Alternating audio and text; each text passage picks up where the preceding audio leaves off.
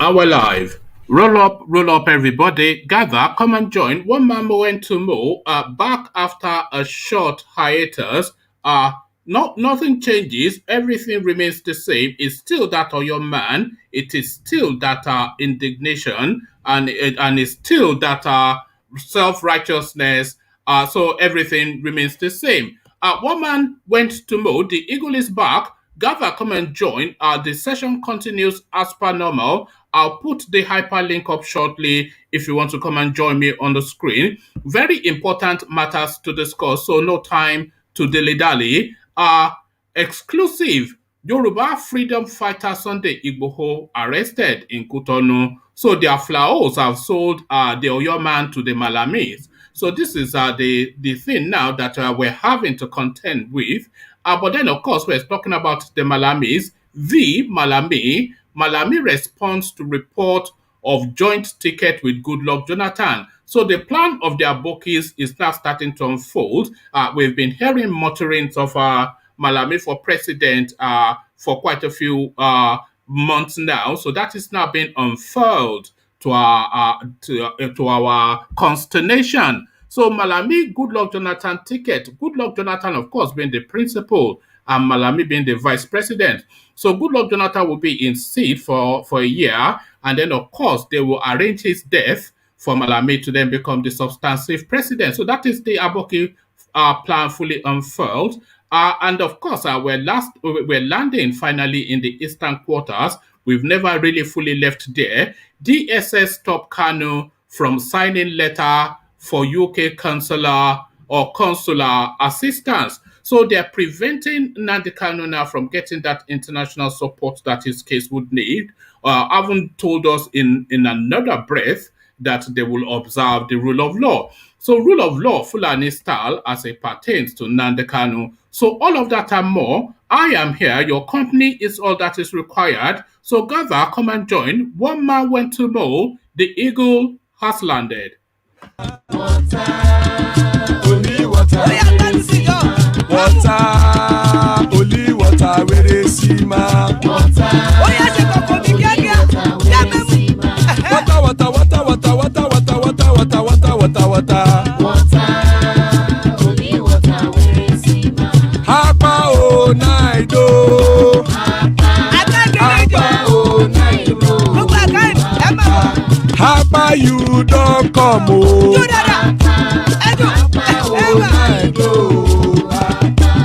Hapa o naido.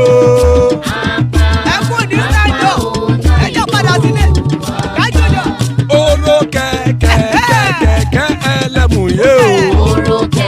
Ilé sọ́díyà kẹ̀kẹ́ rẹ̀ ẹlẹ́mùrè o. Bobby master kẹ̀kẹ́ rẹ̀ ẹlẹ́mùrè o. Chief Failati kẹ̀kẹ́ rẹ̀ ẹlẹ́mùrè o. Eruku lẹ̀lẹ̀ ẹlẹ́mùdé. Eruku lẹ̀lẹ̀ ẹgbẹ́ ẹlẹ́mùdóde ojàre o.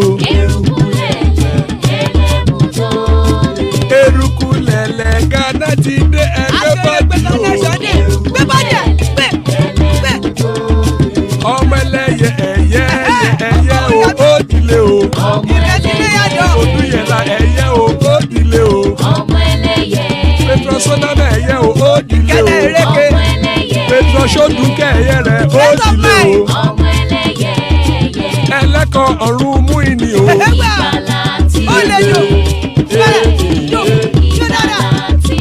Àkùkọ ọ̀run mẹ́kọ̀.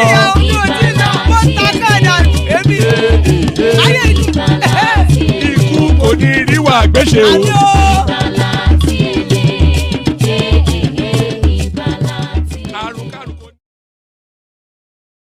So there we are. Iku kò ní rí wa gbéṣe, according to the Kegites. So Iku kò ní rí wa gbéṣe, but are those words that Sunday Igboho can continue to utter? Guys, I bring you this exclusive Yoruba freedom fighter Sunday Igboho arrested in Cotonou. Yoruba freedom fighter Sunday Adeyemo, popularly known as Sunday Igboho, has been arrested in Cotonou, Benin Republic, by security operatives in the West African country. Igboho was arrested Monday night after fleeing Nigeria to evade arrest by the Nigerian Secret Police. A source privy to his departure from Nigeria said he had perfected plans to secretly escape from Nigeria through Cotonou and was heading to Germany. He was, however, nabbed by security operatives in the neighboring country. Speaking with correspondents, a source privy to the incident said Sunday Igboho has been arrested in Cotonou. He was arrested about an hour ago, I should say. So Sunday Igboho was arrested in Cotonou. He was arrested about an hour ago. He was supposed to travel to Germany through Cotonou this night. He wanted to leave Africa through Cotonou. He was arrested by security operatives in Cotonou. They are planning to bring him back to Nigeria. Recall that the Department of State Services had declared Igboho wanted after its operatives carried out a bloody midnight raid on his residence in Soka area of Ibadan, Oyo State. So that is Sunday Igboho now in the clutches of the DSS.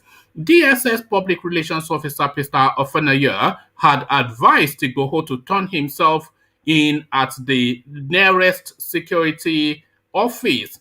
Those cheering and eulogizing him may appeal to him and advise him to do the needful, Ofenaya said. He should surrender himself to the appropriate authorities. He or anyone can never be above the law. Pelumi Olujengbesi, one of the lawyers representing Igboho and others arrested in his house, told correspondents that he had not confirmed the news of Igboho's arrest in Cotonou. I will contact Yomi Aliu SAN to verify the news, he had said. So it looks as though, confirmed or not, Sunday Igboho certainly are in the clutches of the Nigerian system now. So a follow-on from that, this wasn't advertised, but it is interlinked. Sunday Igboho surrendered himself to government. They couldn't arrest him. This is a lawyer speaking, but whose lawyer? So the headline is attributed just to the word lawyer.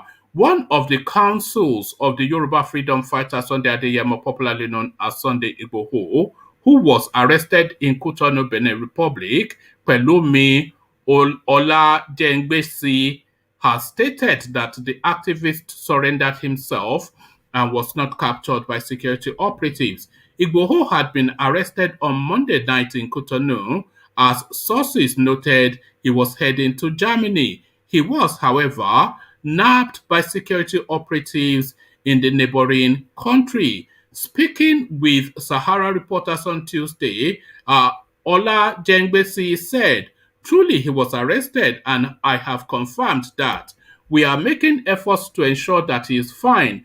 You know, the Department of State Services had declared him wanted. We just believe that Sunday Igboho is not the problem. He is someone who believed that the Yoruba people and Nigerians generally should live in peace wherever they are. As a matter of fact, let me tell you now that Sunday Igboho was arrested simply because he wanted to make himself available to the government. If not, Sunday Igboho, pardon me,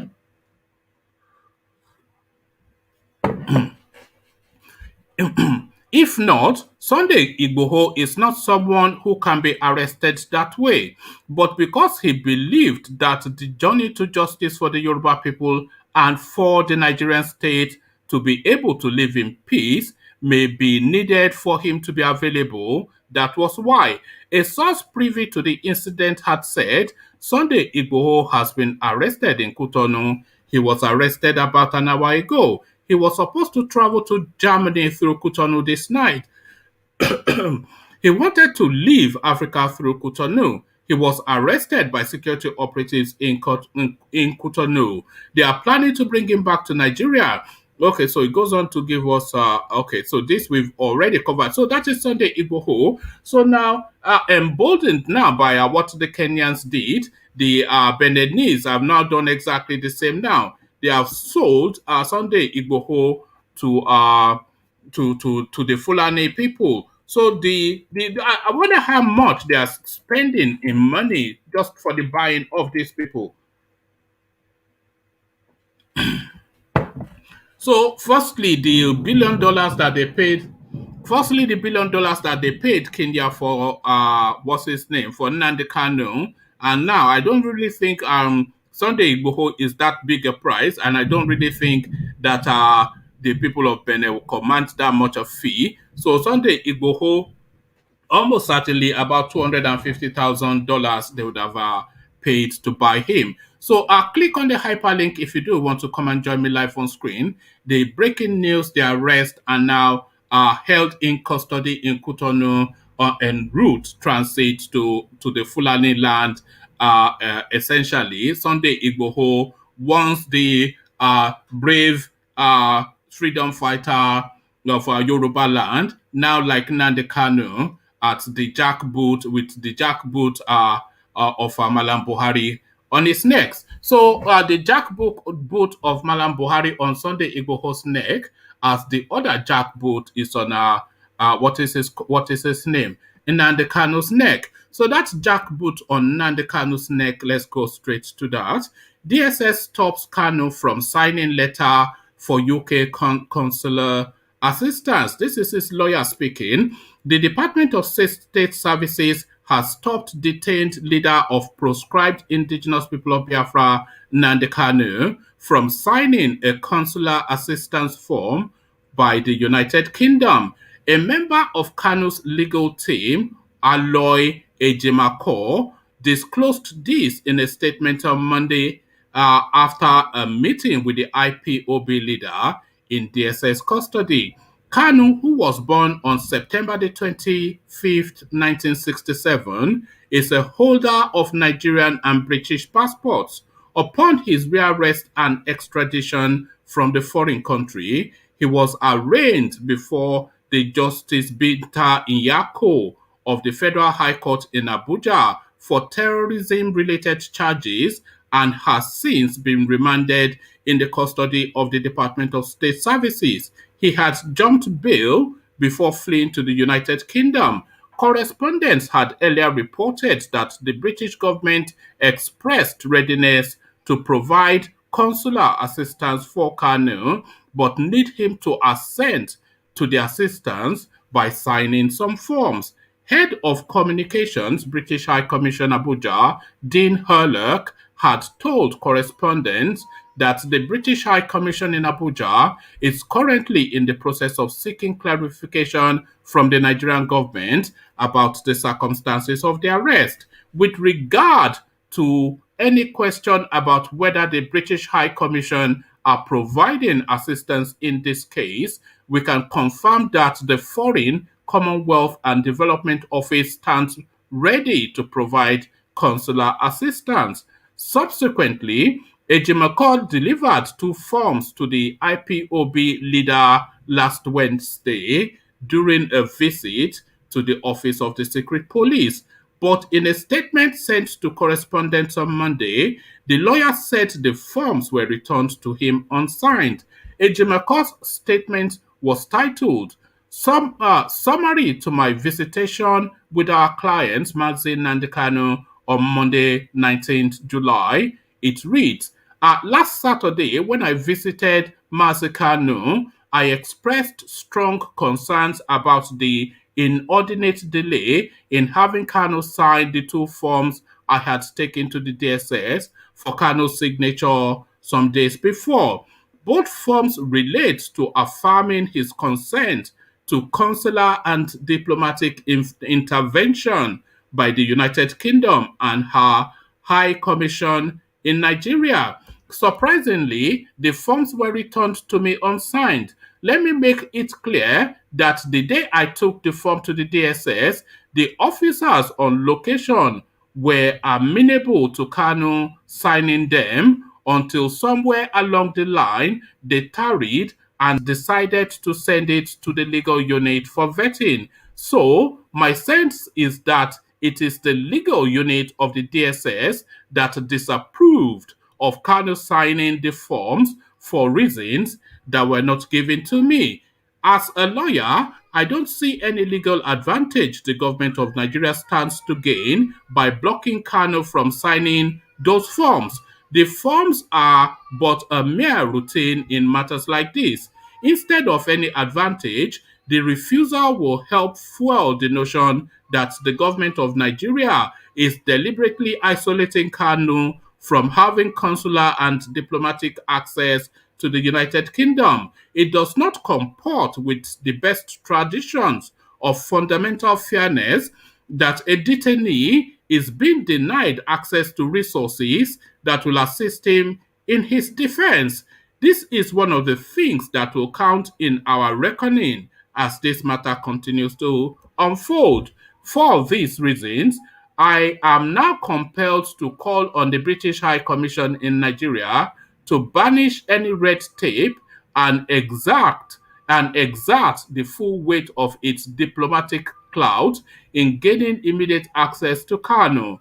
This is especially important given the prospects of better welfare, including adequate medical care for Mazi Kano. Further, the prompt intervention of the British High Commission will mean that Kano will have another layer of human contact in addition to his legal team, who are the only ones currently allowed to see him. So essentially, Nnamdi Kanu being prevented from seeking consular assistance, which tantamounts to diplomatic assistance. Essentially, then they are preventing the British from entering the Kanu matter. So there you have it. Best international standards, best practice, rule of law, and all the bollocks and BS that you hear from these people. But as the first prompt, they revert to type and they Fulani everything.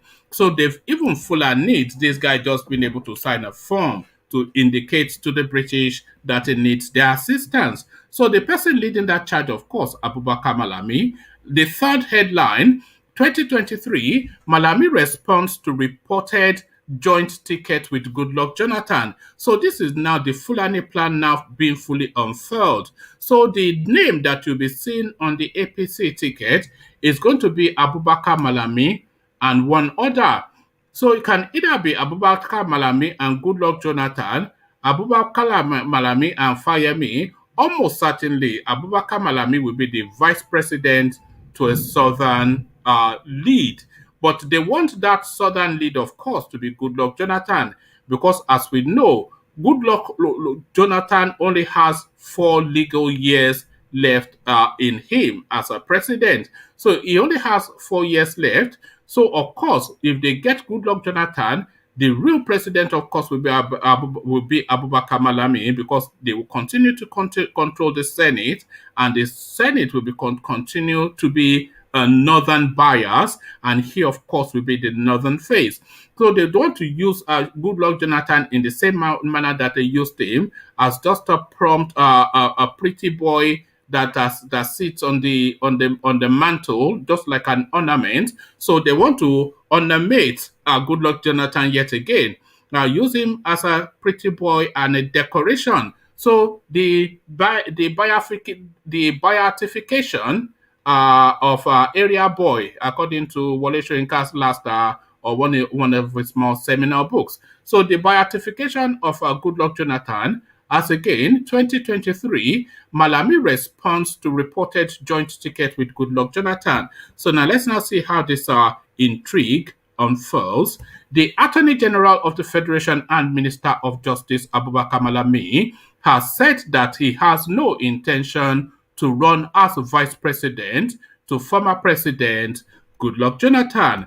There have been reports making the rounds that Jonathan Malami will contest the forthcoming 2023 presidential election as president and vice. But speaking through his media aide, Dr. Bashir Gwandu, on Monday, Malami described the rumors as a pigment of some person's imagination. So that should be a figment, not a pigment, but they wrote a pigment here. So I'll take that from the top again, because that is That's discombobulated me somewhat. So I take that a paragraph from the top again. Speaking through his media aide, Dr. Bashir Gwandu, on Monday, Malami described the rumors as figment of the person's imagination who was bent on distracting him from his current official duties. The AGF said he never discussed any aspirations with anyone and had not shown any interest in any political office. 2023 is still very far to even talk about it. The attorney has never indicated interest to stand for election with anybody. He advised he advised members of the public to be wary of what they say or post on social media or anywhere. What the minister needs now is to focus more on how to deliver much needed services to the country, and that he has been doing so and will continue to do so. So I'm not quite sure what the job title of Abubakar Malami is, but I don't think it's there to deliver any service beyond having oversight of legal matters. So he's speaking as though he's already president, but then, of course, we know that in all ways done by name, he is actually essentially the president. So the last paragraph, let me actually take that, the last two paragraphs again. 2023 is very far to even talk about it. The attorney has never indicated interest to stand for election with anybody. He advised members of the public to be wary of what they say or post on social media or anywhere. What the minister needs now is to focus more on how to deliver much needed services to the country, and that he has been doing and will continue, the statement reads. The minister further warned that people should not force words into his mouth and should henceforth stop peddling such unfounded rumors. So that is the session. Those are the talking points. Ovie, I see you. Ovie, to you. Sunday Igboho picked up. DSS preventing what's it called? Nnamdi Kanu from seeking consular services from the British, and Abubakar Malami haven't put out posters of him running with Goodluck Jonathan, has now suitably in the Nigerian form come out to tell us that no, he's now acting coy after putting out the posters. So Ovie, good to see you. So to the narrative. Same here. Man, I'm kind of surprised that has been arrested. Again, that border to what I said when Kano was arrested. Their logistic is just too poor for my liking. I mean, with what they are fighting for and what is facing them, I expect their logistic to be utmost a priority. Do you not think that it's almost certain, because everybody knew that Igboho would try and escape after what happened. He cannot stay in Nigeria anymore. And we all know that the escape route for the Yorubas is through Benin. That is where the Yorubas escape through.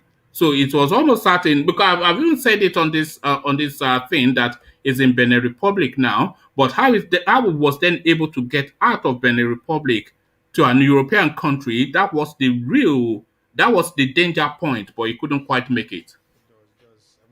I mean, you should know better now that Nigeria is pretty much every other country in Africa will not turn down any Nigerian request for obvious reasons. Nigeria and a big brother will marry. No, they sold him now. He's bought and paid for.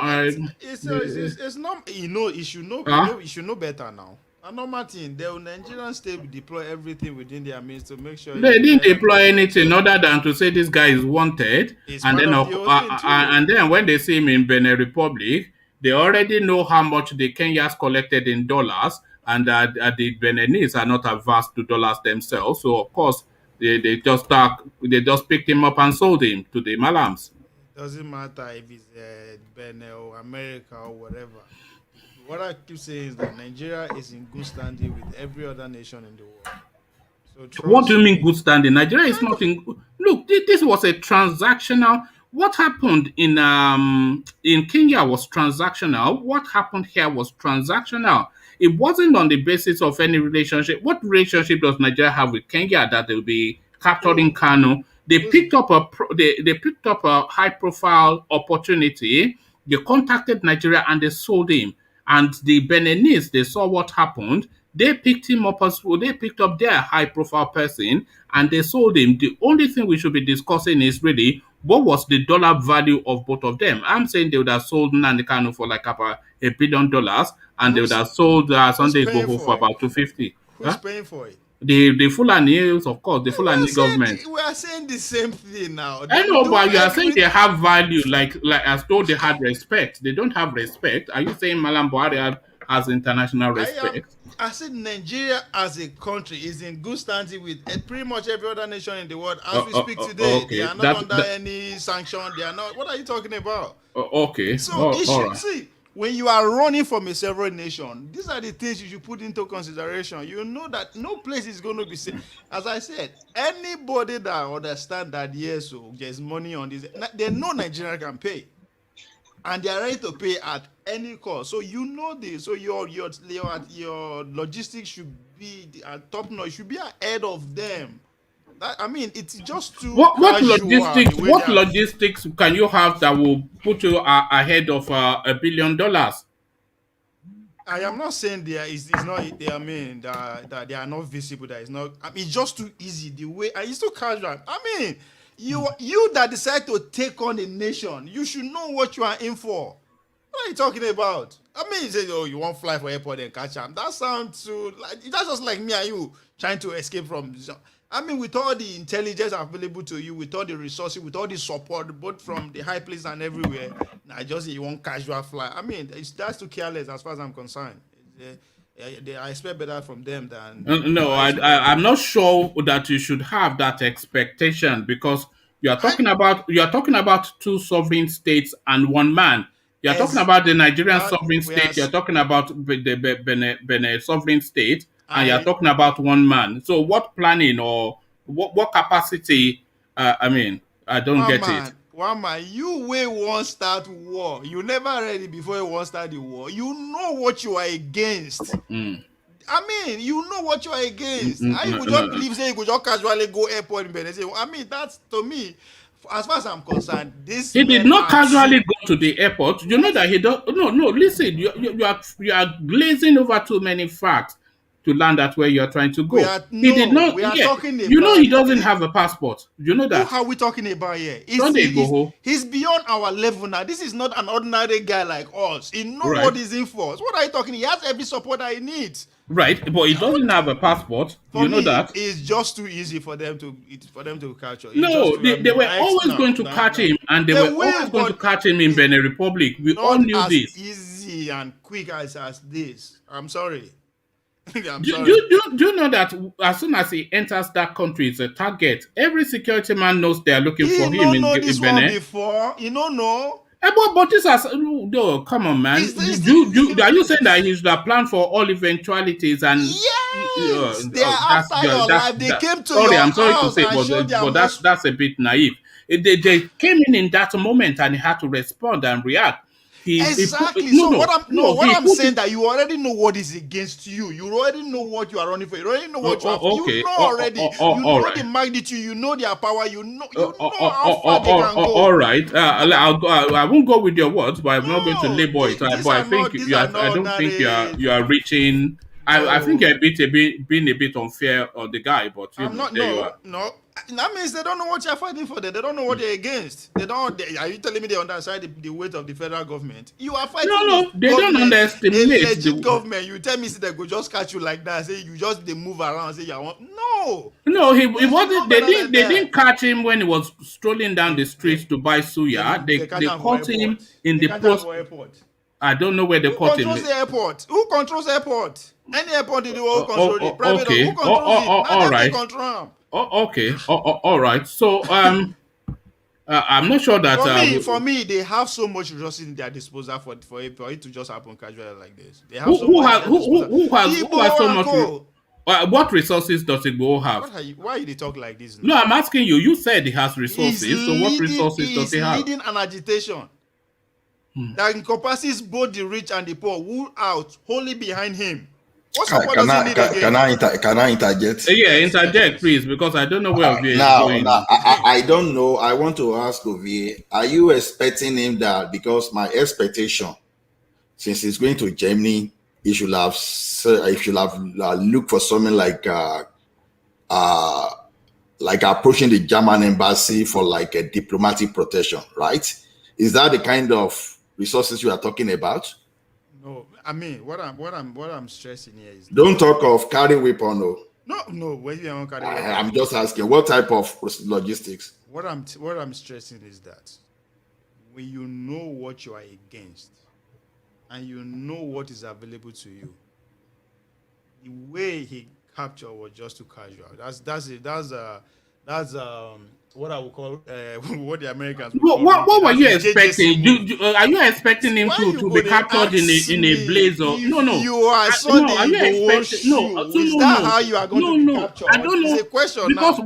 what Me, they won't capture me like that. No, you are missing the point. What Ola said, it was the mistake that Sunday Igboho made, but what you are saying is not the mistake that he made. That is not Because even the right move. Contacting the German embassy is not the right move. No, Why to will you go contact to the German embassy? you see, this is what I'm saying, that you always get to 80%. Look, so are you expecting him to go down in a blaze of gun battle, or what do you mean casual? Do you expect him to be confused? What are you you are running for? What Ola is saying? I What don't Ola is understand. hold on. Did you hear what Ola said? What Ola said stands more to reason, that his better move would have been to approach a country that was willing to take him and submit himself to their diplomatic process, and they can, through that diplomatic funnel him out of whichever country. So, like the German embassy, for instance, because I think they said one of his wives lives in Germany and he was trying to escape to there. So he could have done that, or maybe he had done or was rejected. But certainly that is a route. But you saying that he was too casually picked up, I'm not sure what your expectation is, that he should be gunfighting them in Cotonou, or what are you talking about? You should approach German embassy.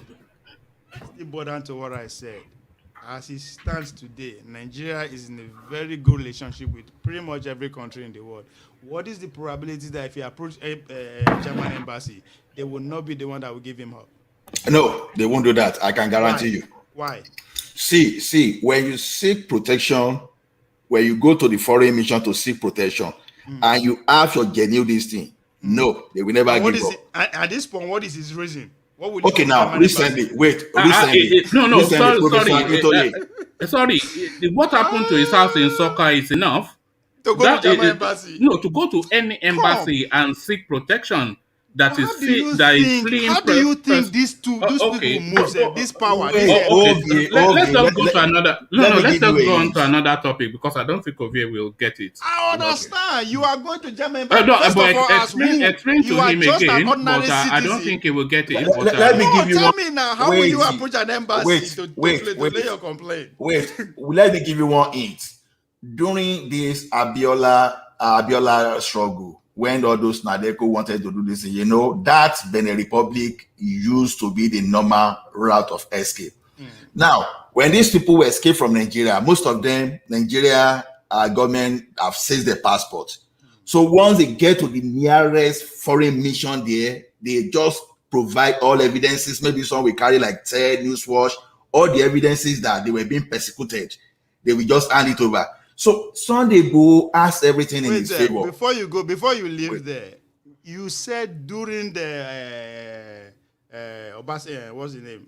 Abiola struggle, MQ Abiola that was pretty much during the military regime. Nigeria, as at that time, pretty much half of the world sanctioned Nigeria, one way or the other.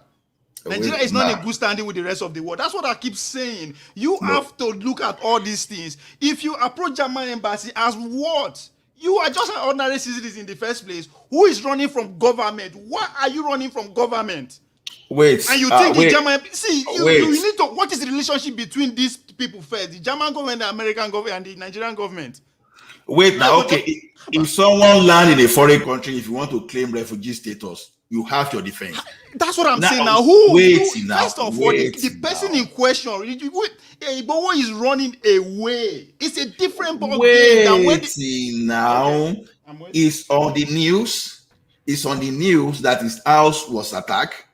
That attempt was made on his life. Wait, Why? Wait. Let him land of it. Now, recently, Professor Akintoye and some Yoruba elders, they wrote the ICCJ, what is happening, and Sunday Igboho was happened to be one of the agitators. He has everything to present that he was facing political persecution. See, believe me, if he had approached German embassy is not African, this thing. They're almost obliged. I think they are obliged. Don't quote me, but I think they are obliged under even United Nations Charter that convention. That fleeing that if you are fleeing persecution, this is what they call political asylum, to seek political asylum. So you can just go there and seek political asylum. And the embassy, of course, even you OVA must know that the embassy of any country is essentially that country's grounds. So the Nigerian embassy you guys are just repeating. You are repeating yourself all over again. Right. We are not repeating anything. We are trying to explain to you. Ola, if government is after you, you go to Nigerian embassy. It's a different case. We are talking about Sunday Igboho here. Why are they after him? That is the okay. What should he have done? What should he have done? Is he the only one that has been marginalized in Nigeria? I have been marginalized. Every freaking body is a victim of that country. Why are they after him? Hold on. Why are they after him? Let me hear you. You are talking about Akintola. Who is Akintola? He's just another citizen like me and you. Okay, let's just move on from this because this is just going to frustrate. This is just going to frustrate. Ovie, your thoughts on Malami, Goodluck Jonathan ticket? It's not going to fly.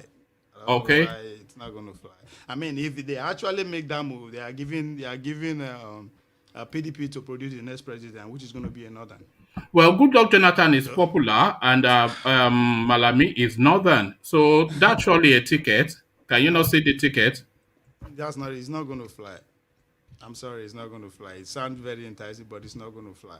Because you have to put so many things into consideration. If APC decide to fly Malami and, what's his name? Goodluck and Malami, automatically, I'm not sure it's going to go down well with the Tinubu.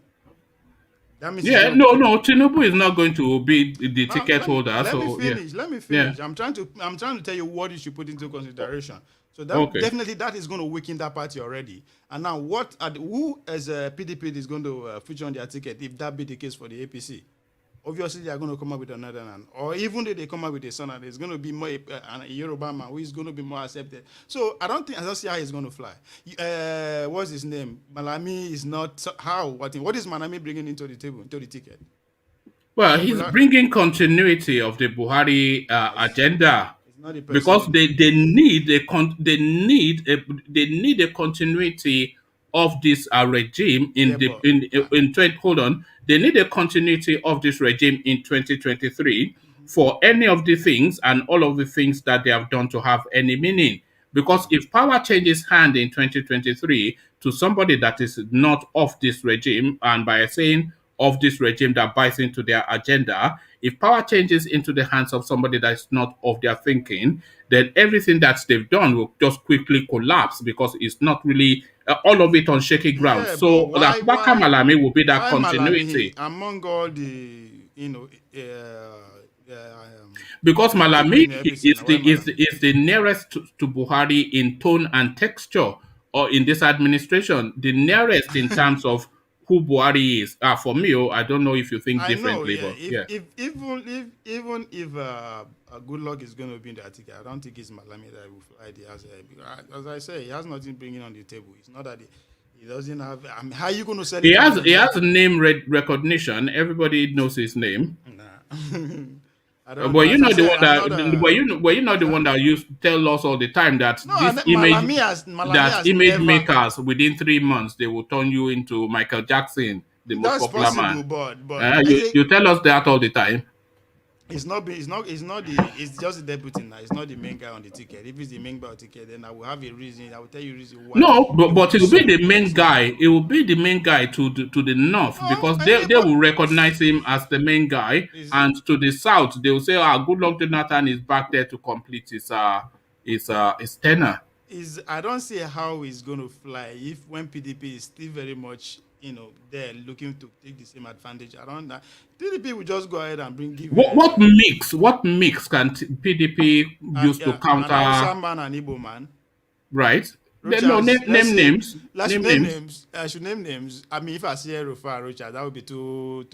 for PDP. It's not going to. No. But let me see. I'm looking for somebody that can. No, no. Put, for PDP, yes. To come up against an Abubakar Malami Goodluck Jonathan ticket, how will PDP counter that?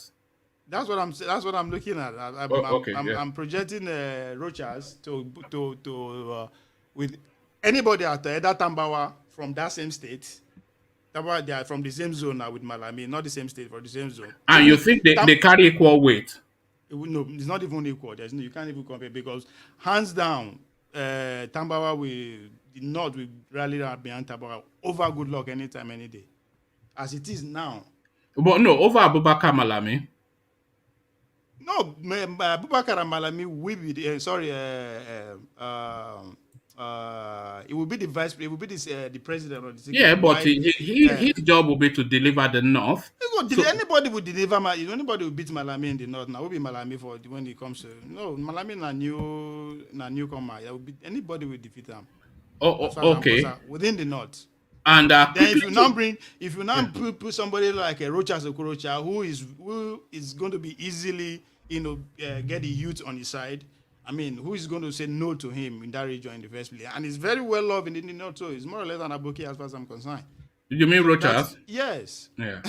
It's more or less an Aboki, and he can easily rally around the youths. And I mean, that would be I don't think APC will make that mistake anyway. Malami is not in the question. It's not in the lockup. All right. We'll go quickly to the Nnamdi Kanu narrative, but before we go there, let me quickly acknowledge Alexander's super chat. So he is actually speaking to that Sunday Igboho narrative that we just went through. It says, one man, I recall rational mind stated Republic of Benin, Interpol, is pretty active and effective. So this is him referencing that story that we just did to a previous discussion and citing the contribution of Rational Mind. So one man, I recall Rational Mind stated Republic of Benin Interpol unit is pretty effective and active. So that is Alexander's super chat. Thank you for the super chat. So to you, Ovie, Nnamdi Kanu, the DSS, they promise us severally and copiously that they will observe the rule of law and by international standard and all of these bollocks that they come up with. But at the first hurdle, of course, they revert to type. The Fulani justice, even to sign documents to seek British assistance, this is a problem for them. What is going on there, Ovie? I don't know what is going on, but I know Kanu is not going to be out. This regime. No. Buhari won't leave him. So that's what I know. It will be eating tuwo for the foreseeable. So they will do whatever they can to frustrate the process, whatever they can. It's not going to be. I'll be surprised. Anyway, let me put it that way. Sorry. Somebody is rattling. Yeah. Oh yeah, that was a Jalekoko. Yeah, go on. Yeah. Yeah. So I will be surprised if he see the light of day under this administration. They will do everything. I'm not surprised that they are making that. But I'm not even sure why. I'm not sure how it serves their purpose for them to prevent him from just signing a document to seek assistance. The British are going to get involved whether they like it or not, and it looks as though the foreign secretary is actually now written to because there's another headline that I'm not going to bring in this session, but it looks as though the foreign secretary has already written to the Nigerian government with regards to how Nnamdi Kanu was essentially just appeared within the Nigerian space. So they are already seeking clarification on that, and that then tells you that the British government are now seeking to take a position. So whether or not he signs some silly little paper, it doesn't really change anything. But then they should have let him sign that paper just to fulfill all righteousness, to show that they are compliant with the rule of law. But then, of course, Madam Buhari. For me, I think the British should back out. Their involvement is not helping Kanu in any way, because the Aboki that I know is like now ego has to come to play. That's what is going to happen. They are not, to me, better for him to just, because they are not going to help. There's little they can do as far as I'm concerned. there's little the international community can do regarding this Kanu case under this administration. It's not going to fly. Nothing. So for me, they will not be making the case worse for him because ego will step in. Igbo man no go fit come tell me what I should do in my. As in all those things will come and play. They won't come out and say it boldly, but deep down, I know my people. As so that they reason. So I mean, under this administration, no.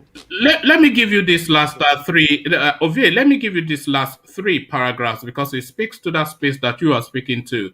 It says, it does not, this is Nnamdi Kanu's lawyer speaking. It says, it does not comport with the best traditions of fundamental fairness that a detainee is being denied access to resources that will assist his defense. This is one of the things that will count in our reckoning as this matter continues to unfold.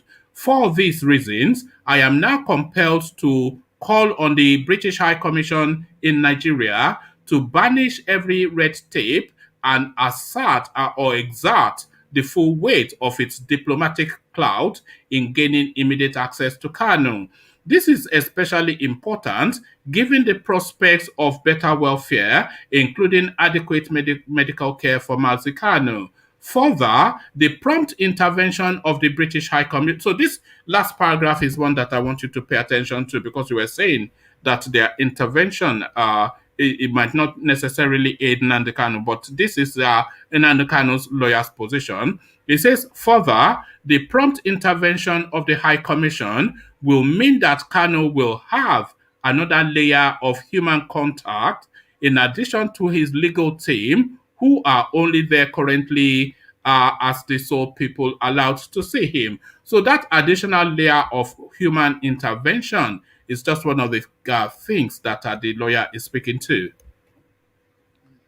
I don't expect contrary to what you say. You have to deploy and do everything the thing that is going to help. Not just even help get Kanu free, but at least first of all generate the overall public sympathy. I think that is what it's about. As I said, the British, what is the lawyer coming to do? As I said, they are playing ego will come and take over everything, and as time goes on, it's just to keep dragging and under this administration, no, it's not going. British can't do anything. They will just, the whole thing, there will just be it's an avenue for them to prolong the matter to buy time. If there's anything at all, it's just an opportunity for them to just keep buying time as long as they can. Oh, all right. Thank you, Ovie. Stay with us. People are saying that you didn't complete your comments regarding Sunday Igboho, that I cut you short. But we'll do the rounds again, and then you get even fuller expression. Me short. I never cut you short. Then just stop chatting shit. If you stop chatting shit, then I will stop cutting you short. My personal opinion will always sound. Idea Ovie, you don't know, you don't have idea you want to give Sunday Igboho to do. Idea you say. He's just talking. Ovie is just talking around circles. I should advise. What do you mean advice? With all due respect to, I'm daring you. What should he have done? What should he have done? See, me as a person with all those love and resources behind me, you know if you catch me easily, you go catch me. Nobody say no catch. Give an example, bro. What do you mean I should go an example? Now only Cotonou be the other way to come for Nigeria. Is that the only route to come for Nigeria? All right. No, now answer me now. I don't get you. I don't get you. This is why this is you see. So that answers your question, Kingsley Kester. So this is why Ovie is always cut short. He talks a lot without actually saying much. Enter Benin, they go tell you how they take the route their leg from Benin to any part of the world. All right. Thank you, Ovie. We'll make the rounds and come back to you again. You will be number one suspect in South Africa region, and you don't know the territory. You are the number one suspect in South Africa region as it is. Okay. You get a chance to. Okay, thank you, Ovie. You get a chance to. Hold on. You get a chance to expand on that. But let's go on to Ajanle Koko. But before we go to Ajanle Koko, let me just acknowledge the number of people that are watching the stream. We continue to grow and grow. More and more people joining us in our sessions. And thank you. If you are new to what we do here, we do it every day. I took a bit of a hiatus just for a couple of days, but back in full strength and full pump. So the party carries on. The sessions continue. We are going to convene again for around about 10 o'clock this evening. So please come and join us then. And the only way you'll be aware of when the sessions take place is if you click on the red subscribe button. So you can do that now. It's just one click, and then click on the bell button as well. That way you're in, and then you're part of the party. So to the party leader, somebody who has always been with the session, Ajanle Koko, we see you. So to the narrative, Sunday Adeyemo, popularly known as Sunday Igboho, picked up, surrendered himself. However, Cotonou, they've sold him as the Kenyans sold Nnamdi Kanu. Malami, Goodluck Jonathan ticket, what are you making of that? Ovie will tell you that it's just paper talk, but what are you making of it? DSS preventing Nnamdi Kanu from signing documents that would that will afford him international diplomatic support from the United Kingdom. So to all of that, good to see you, Ajanle Koko. Good morning, woman, and good morning, everybody. When I received the news yesterday night, I felt so bad, and I was trying to understand what really happened. I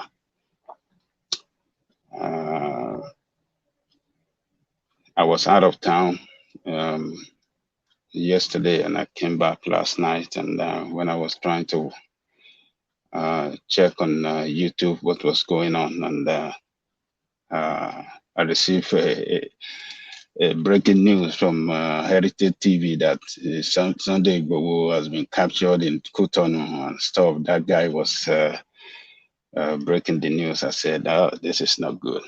But I told my wife, I said, "Look,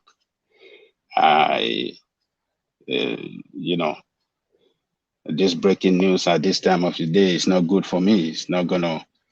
I won't be able to sleep well tonight." So I tried to check other platform to see the news. To confirm it, but I couldn't see it elsewhere, but just from Heritage TV. But anyway, I was so tired, so I was.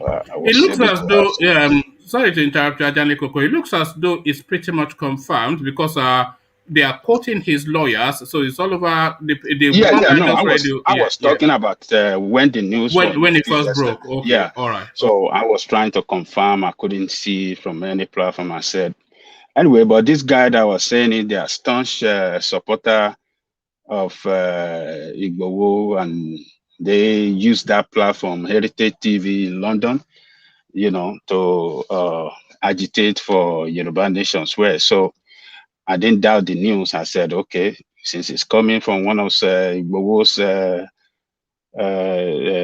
platform that support Yoruba Nation, it's actually the truth. So, but this morning, a lot of development has came up in respect of that.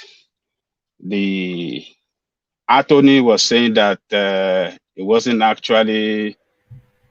He actually surrendered himself, and not that he was arrested or something like that. Yes, we read that out as well. Yeah. Yeah. So he said that, and Baba Akintoye has issued out a statement, which I think is a very good development. That they have hired an attorney in the Republic of Benin, a leading attorney in the Republic of Benin, the services of that attorney to defend Igboho and to prevent his extradition to Nigeria. That's very, very good. Very good. Yeah, to prevent his extradition to Nigeria on the basis that Nigeria is not a country that respects rule of law. Yes, it's a barbaric country. Yeah. Yeah, and it's fundamental human right cannot be guaranteed if it's extradited to Nigeria. So that's citing the example of what happened in his home. Yes. So that leading lawyer has taken up the responsibility to defend him, and I believe all the traditional leaders in Republic of Benin, all the Yoruba traditional leader have as well, stood up because they all believe in agitation for Yoruba nation. Because Sunday Igboho has several times visited them in the Republic of Benin before this time. And I believe Yoruba politicians as well in Republic of Benin are involved now trying to, use their influence in their government. But do you think Patrice Talon, do you think he can resist the allure of $1 billion? That's the president, of course, of Benin Republic, Patrice Talon. $1 billion in his account and hand over that rascally Ibadan man. Woman. Because we saw how the Kenyans sold Nnamdi Kanu. Hey, you know the difference between Kanu and Igboho is that Kanu was kidnapped and rendition without the knowledge of Kenyan authority. According to Kenyan authority, they didn't know anything about it. But in Igboho situation, he was arrested legally according to the law. So he's in the custody of Republic of Benin. And Republic of Benin as a nation will like to follow the law.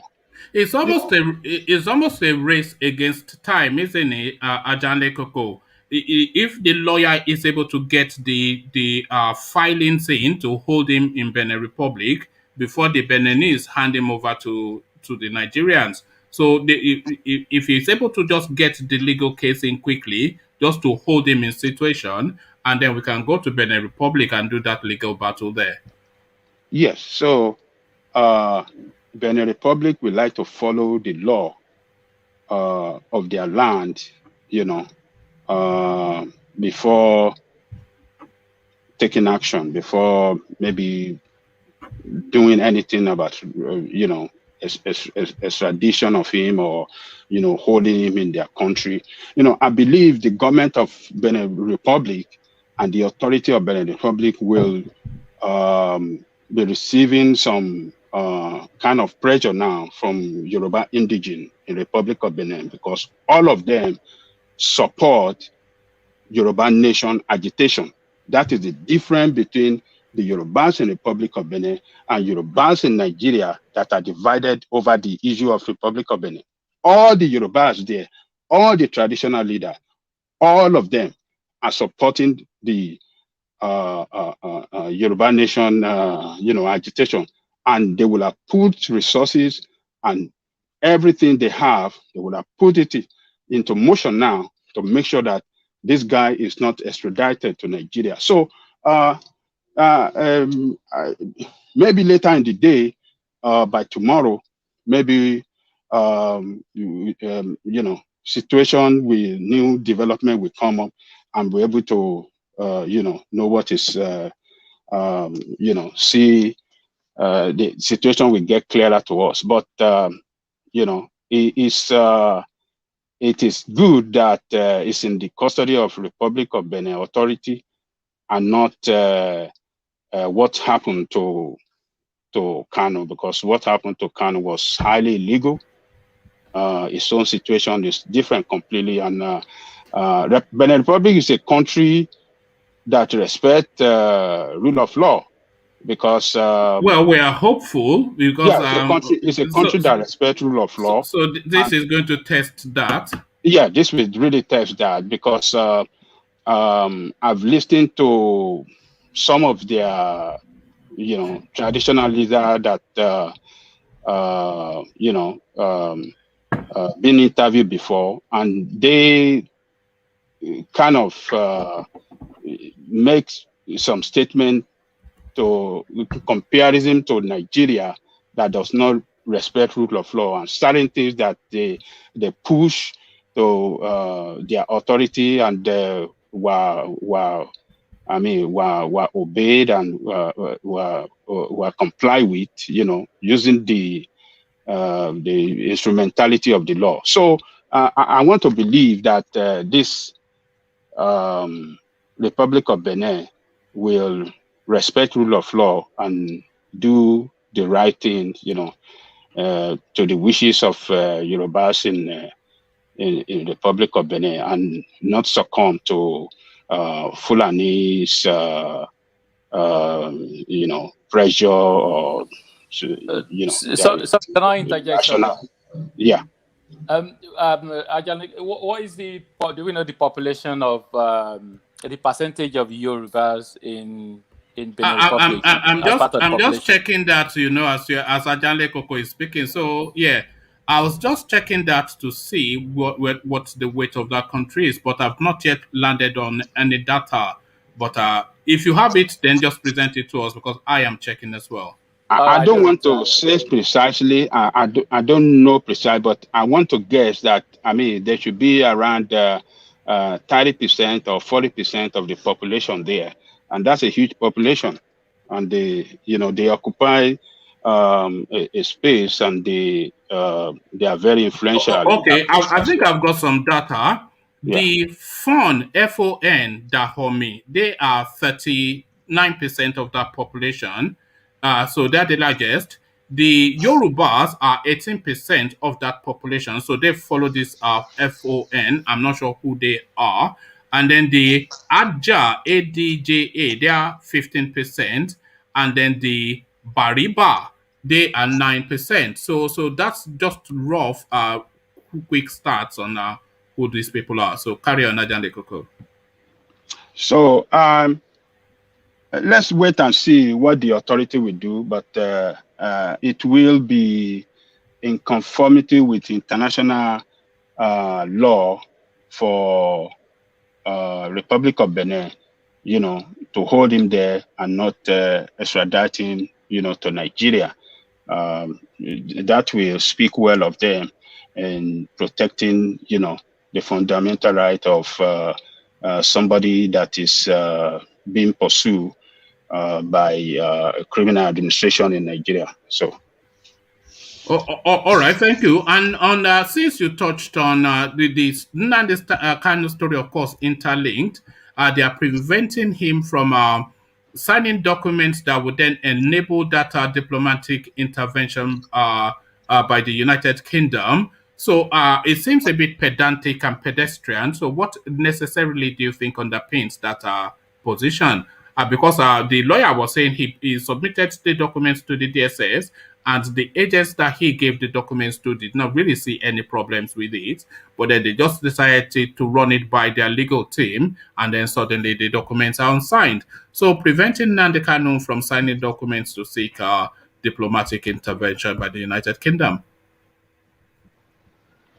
I'm happy for one thing that the United Kingdom is standing up and is making effort to help Kanu in the legal effort is pursuing, So what this administration had done by denying him from signing this letter is further confirmed to us that it's not an administration that believe in protecting the right of their citizens or people of decent voice against them, particularly anybody that in captivity. So that will show to international community, and particularly the British, that this administration doesn't follow the law, does not respect the law, does not respect the rule of law, and does not respect international law. So it's really bad. It tells us that they want to do everything illegally to imprison that, to give him unfair, legal procedure and unfair treatment. So it's a good thing that they are showing it to the world, so the world can see it very clearly, and the world can, that will trigger more action from international community, particularly about the petition that have been sent to International Criminal Court of Justice and other international body about the criminal activity of this government. So it's a good thing, but that will not stop his attorney from doing everything he can, to defend this guy. And I wonder if they are having too big an expectation of the United Kingdom, who will, of course, intercede just at a low-level diplomatic. They probably sent some functionary to go and visit him and to ask if it's all right, and to ask that they represent him, that they afford him the fullness of the law. But they're not going to come in all guns blazing, as that seems to be the expectation from the IPOB movement. The British are not going to weigh in heavily in any manner. Well, we don't know the next level they're going to take it. I believe that the attorney that the IPOB have hired in Britain, putting pressure on the foreign services of Britain, to stand up for Kanu, for British as a Britain as a nation to stand up for Kanu for his right as a British citizen. So, and they won't stop. They won't stop. The lawyer over there has a lot of job to do in putting pressure. And, Western world, they don't like humiliating anybody. They don't like, particularly when it comes to their citizen. They want to stand up. So that lawyer over there has a big role to play in putting pressure on the British government. And the IPOB too, they have a role to play, because a lot of what the British will do will be all predicated upon the amount of noise that is being made. If they continue to let it reverberate within the media space, then of course the British will be forced to act, because it will put them in an embarrassing position. But if the story starts to fade off the headlines, then they won't just bother. Yeah. So it may go to a level of damaging diplomatic relationship between Britain and Nigeria when it comes to human rights, because this is British citizen.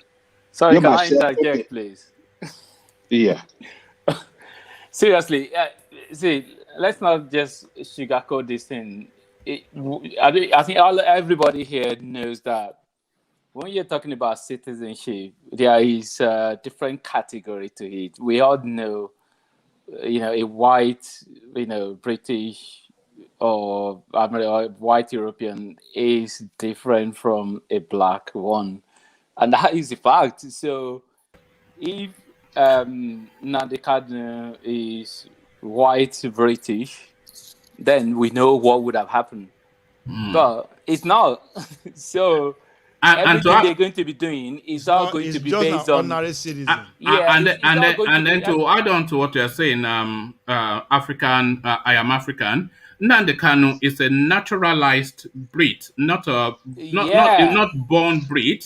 So it's a naturalized breed. That means he came via immigration or migration or however. He certainly wasn't born in the United Kingdom. And in addition to that, he's an elected official. Yeah, he's not an elected official. He's not a diplomat. It's just an honorary citizen. And in addition to what you said, African Wala, he's black as well. He's black African and he's a migrant. So they don't really have any reason to stick their neck out, African Wala.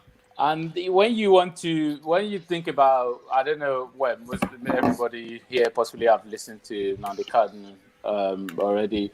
I don't have anything against him actually.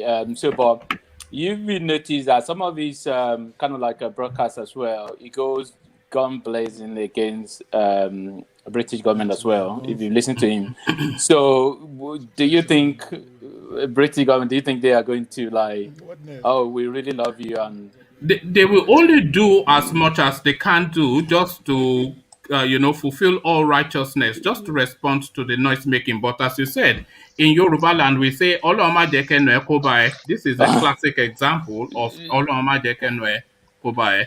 so? But go on. Yeah, I was going to say the solution really, which nobody really is prepared to do, is having that kind of like massive crowd you see in Hong Kong or all these places where you have like millions of people marching on the street. Can you really see that happening in Nigeria? No. So because everybody like oh, we know go agree and all of that. And Sunday Igboho, Nnamdi Kanu, where are all these people now? So I mean, me included as well. So I'm just saying. To be fair, the IPOB are go? still holding strong because they are protesting in Tokyo, they are protesting in Israel, they are protesting in Berlin, they are protesting all over the space, and they are protesting in numbers, and they are saying free our boy. So they have not abandoned Kanu, his people. No. What I'm saying is that I'm sure you all agree as well. Most of us talking me talking now, we are in the diaspora. So I'm saying together with the easy one, which people in diaspora can do. I mean, you can just go to number 10 or whatever, which nobody's going to tell you to stop. So, but back home, if it is possible that people mass number. I mean, you understand what I mean? Mass number of people can go out, and then it's really going to. But back home, we know the way it is when they bring the gun out, then it's difficult for people to come out and protest. But all right, thank you for that. I'm going to take Janle Koko's comments on just the last story. So, yeah, go on. Yeah. Hello. Yeah, we can hear you. So, as I was even at the level that the British authority have taken this to, we did not expect it from the beginning when this guy was captured, was kidnapped, and rendition to we were saying it's of no interest to Britain. They're not going to do anything. But look at, they have taken it to a level now to get him signed, documented, that they can start the process of defending him. So for Britain to have gone to this level tells me that they really want to do something for Kanu. They really want to defend their citizen. It doesn't matter whether it is black, white. Yes, you can say because it's black, it's of no different. But on that part, they did not say passport for blackish, passport for white citizen, and the right that he enjoys as a black man in Britain is legally is the same right that a white man will enjoy. The only difference is that he cannot hold some key position in Britain. But when it comes to that right of citizen of Britain, he enjoyed the same right with that white man. So let us keep our keep our eyes open and see how the next level it will go. But I believe the attorney in Britain is putting pressure on the authority of Britain. It is not Kanu that this is happening to. It is happening to black man, and it is happening to every black person in Britain. So Britain have to stand up, fight for this guy, right? So that every black man in Britain can feel safe as a British citizen. So that's the way I see it. All right, thank you, They're not going to abandon him. Hold on, they're not going to abandon him. Yeah, I don't think they have abandoned him because just another headline that follows on that one. It looks as though the British Foreign Secretary has now gotten in touch with the Nigerian government, asking them to explain exactly the circumstances Nnamdi Kanu's arrest and rendition to Nigeria. So the foreign secretary will be like the foreign minister in Nigeria or America. So essentially, that is the government voice, the international voice of Britain. So apparently, this is not something that I've verified. I just seen the headline that the British foreign secretary has now been in touch with the Nigerian government with regards to Nnamdi Kanu. But so what you are saying in essence now is that they have taken it to a diplomatic level. That is what I was saying. That is the highest level in yes, of course the prime minister level. Yeah. Yes. If Nigeria don't respect it, it's going to hurt Nigeria, because it's not only Britain that's going to put pressure on Nigeria. United States is going to put pressure, because United States congressmen, some congressmen in United States are also on the side of, the agitators and the entire South and the Middle Belt people that are pointing accusing finger to this administration that is supporting terrorists. So it's going to be very hard for this government if they don't stand up. I mean, if they don't respect human rights, and if the Western world don't love administration that don't respect human rights, particularly when it comes open like this. If you are doing it underground, it's a different thing. But when it comes to open, it discredit them if they don't stand up against it, because they have always known as the voice of human rights in the world. So this administration, its action is going to consume it. So let's wait and see. That is what I believe in. They will be crushed. International community will crush this administration. So all right. Thank you, Ajan Lekoko. Just for reasons of time, what you are saying, this capture and rendition of Nnamdi Kanu may well prove to be a hollow victory for these people. They are beating their chest at the moment, saying they are masters of the world. But I will see how that plays out in the nearest of time. But Ajan Lekoko, Alexander tweets at you. You can hear some quiverings in your voice, and is attributing that to your disappointment at the capture of Sunday Igboho. So this is what Alexander is saying to you, Ajan Lekoko, via Super Chat. He says, Aja's voice is full of emotion over the arrest of his baby brother, and rightly so. Omar Shehu, he was fighting for his people's freedom, as Nnamdi was. Absolutely nothing wrong with that. So Alexander, he hears the emotions in your voice regards Sunday Igboho, and is speaking to that space. So thank you for the super chat, Alexander. Just a very quick sounding on Malami, just for reasons of time, and then Malami, good luck, Jonathan ticket 2023. Just a quick word on that, and then I'll go on to African Wahala, and then Ola and Bia. I don't see that happening. Okay. Because if that's going to happen, that means that Jonathan have to cross to APC. And if Jonathan cross to APC, that's the end of his political career. Because the entire South now are standing for one purpose, particularly that the next president should come from the South. And I don't see it happening in any way, because going to APC, that will completely destroy him, because what Jonathan stands for is completely different from what APC stands for. Jonathan worked hard. If we're talking about Mr. Integrity, it's not actually Buhari, it is Jonathan in that country. So yes, if he crosses over, then that's the end of that. That's the end of his political. That is the end of his political career. That's the end of everything that he stand for when he was in government. Jonathan never abused human rights of Nigerians, never locked people up illegally, he never attacked anybody, just the way this government went to Igboho, attack him, destroy his heart. Jonathan never done that. Jonathan tried as much as possible to allow INEC to function well, to improve on their, responsibility. This government is trying to hold them back, trying to handcuff INEC, trying to control INEC. So Jonathan never do all these wrong things. So if he crossed to APC, he's dead.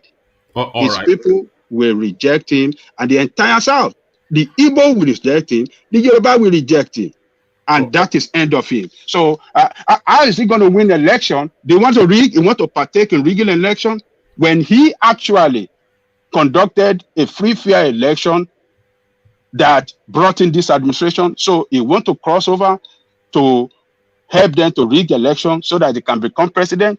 I mean, that will defeat what he stands for. Even just to add before I move on to African Wahala, if he does that, it will be the biggest treachery yet that he has that he can ever do, because Goodluck Jonathan only has one term left legally. You're only allowed 2 terms as the Nigerian president. He served 1 term, because they're saying his first 2 years was to finish off Yadua, and then he has served 1 full term under his name. So he only has 4 years left. So if he goes in and takes the southern slot just for his own 4 years, then that will be a great disservice, because anybody that comes in should be able to serve the 8 years of the southern space. So if he goes in, will be putting his personal interest above the regional interest, and that for me will be an act of treachery. But I thank you, Janle Koko. Let's go on to African Wahala.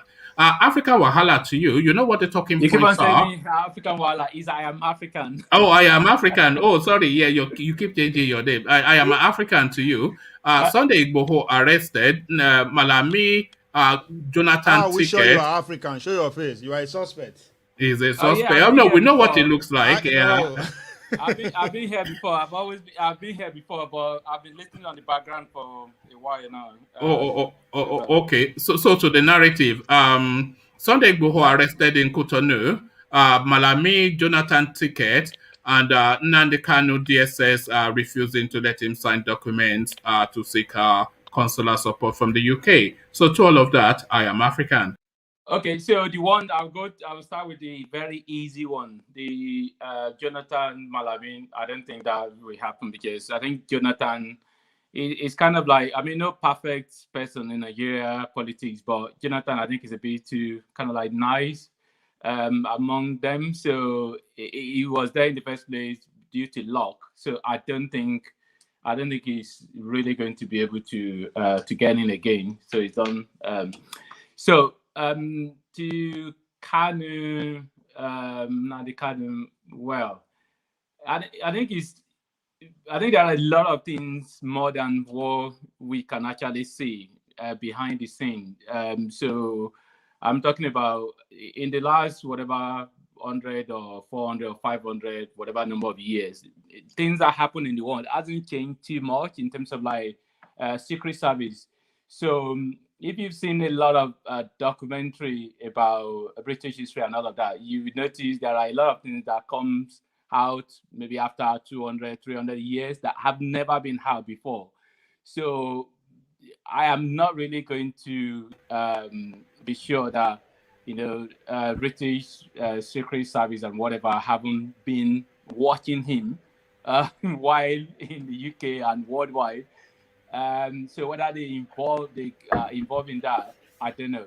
But what I will say is that you mean British Secret Service involved in his rendition to Nigeria? Is that what you are theorizing? Well, I'm not saying they have. So, but I'm just saying that. No, you are theorizing. You are speculating. So you're we're reflecting. Talking about secret. Yeah. So because picking him up in Britain is not really going to happen, because that is too, it's going to cause too much kind of like international talk and their integrity. So, but how is it going to be easier for him? Well, how does it serve Britain's interest to render Nnamdi Kanu to the Nigerian government? Well, one man, let's not go too much. No, because I have a reason that backs that up as well. There's gas has just recently been discovered in Nigeria, which is to the volume that is the top 3 most gas-rich spaces in the world. I think that one of those stand countries is the highest, but Nigeria is close to the gas reserves is in countless trillions. So this is now the new gold rush in the Nigerian space, and I'm just theorizing that the selling of Nnamdi Kanu is essentially, if we're looking at it from the British angle, then it will have to do with that gas. So they've sold him essentially for Nigerian Yeah, gas. Yeah. Nigeria, let's not deceive ourselves. Nigeria is a business, and that's what it is. I mean, go back to Nigeria is a business. So if you have a business, are you going to want, something to happen to it? So, but anyway, Can I add a point there? Can I add a point? Just briefly though, because I want. Yeah, go now. Ola wants to interject. Yeah. Britain will not break their law just because they want to do business in Nigeria. There are evidences. What are you talking about? There are evidences. Yeah, there are past evidences. Oh, yeah. Britain will not break the law. They will, because they will take Kanu to court before they can render in. So they will not just no. Did you hear what I Am African said? He said the secret services would have done. Anyway, Britain breaks the law all the time. In fact, there's nobody that breaks the law more than Britain. You need to go and really dive deep and watch a lot of documentary about British Empire. Maybe I would suggest you start on Netflix with the African colony history of Africa. Forget about what they did in 17th century. In this century, no. They found enlightenment. There are different people. They are the same people. It's just more sophisticated. A lot of things. Nothing has changed much. Sorry, it's the bad news of my son. Yeah, not a single thing has changed. I can tell you that for certain. Okay, I will talk about that when I get to my own turn. Don't worry. Okay. Well, so I am African. Carry on. Okay, so regarding Igboho, like every Yoruba man, I'm very sad about it as well. It's not something I'm happy about as a Yoruba man. Sad but not surprised. We always knew they will catch up with him and fairly quickly. Kanu left Nigeria through Cameroon. So I think they would have learned their lesson from there. So they would have kind of like the Benin Republic and they would have had their secret service and everything around all those places, just in case it happened again. And then they've seen before they went to his house anyway, so they would have been watching him and putting in a lot of things in place to where is the place that he might likely want to go. And so basically, let me just summarize by you are dealing with the state. So it doesn't really matter who you are. It's difficult to win against a state. The story of Osama bin Laden or Saddam Hussein or whatever. It doesn't really matter how much you hide, they are going to get you. So that's just basically it. I'll stop. Well, I'm rather pleased that is in. I'm glad that I'm not happy that he did not escape to Germany, but I'm still pleased that he's in some custody. So that way, at least we know that they're not going to kill him anytime soon. So he's now in a legal process as opposed to running from AK-47s. But to the Abubakar Malami space and Goodluck Jonathan, so that ticket now being flashed up in the public space. They are wanting a public response to it as a possibility. So how would you respond to that? Goodluck Ebele Jonathan and Abubakar Malami. I think I started with that anyway. Yeah. I started with that saying that I don't think that will happen. But something I was going to say as well, because I've always followed the platform. So something I was going to say, we have had several times talking about election and election is not going to hold and whatever. In as much as I don't want election and whatever, I think election we hold the same way the same way you've always talked about it. Like even if it's going to be it's violent and whatever, they're still going to have election and they're still going to have people that will be in. Anybody that is saying that elections is not going to take place in Nigeria is a fool.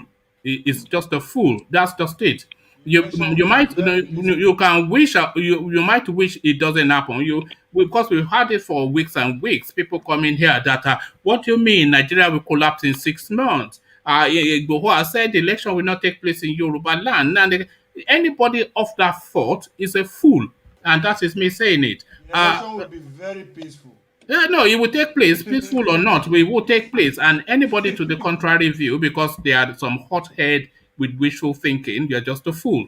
So, And I'm very sad. And I'm very sad to say that. Sorry to make this the last point. no, go on, yeah. I'm very sad also to say that, the likes of Nnamdi Kanu and Igboho, I think they're possibly going to be the government. They're going to be kind of like dancing and singing that they're happy now because they possibly will not allow them to have any opportunity to do anything again until after election. Of course, I don't even think the strongest supporter of Kanu or Igboho is expecting to see them out in the public anytime the other side of February, March 2023.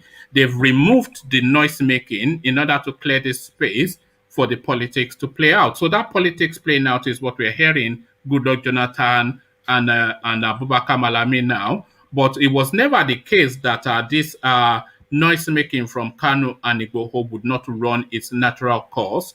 In fact, it lasted for a lot longer than a lot of people anticipated. What are we talking about? Some guy from Ibadan will tell you that is forming Yoruba Nation, and that is the formation of Yoruba Nation. Some guy from Umar here is saying he's forming Biafra Nation. So it's just a nonsense, and they allowed the nonsense to carry on for longer than it should have.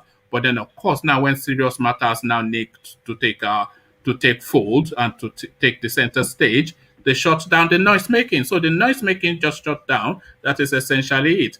And anybody that is thinking that politics will not take place at that person, you need to check yourself in to an institution. Ola, you are not in an institution. You are with us. So to the narrative, Ola. Hi, everyone. So, can you hear me? Yes, perfectly. Okay, so I want to start from that of Sunday Igboho. You see, when Ovie raised issue the other time that he should have done better, shouldn't have taken Cotonou. I want to start by saying Cotonou has been the way, the normal route where many people used to escape to seek asylum in the foreign country. So that's tutorial for that place. Maybe that's the reason Buhari decided earlier to even put Buratai. If you know, Buratai is the ambassador to that territory. So don't be surprised when you see all this nonsense that is happening.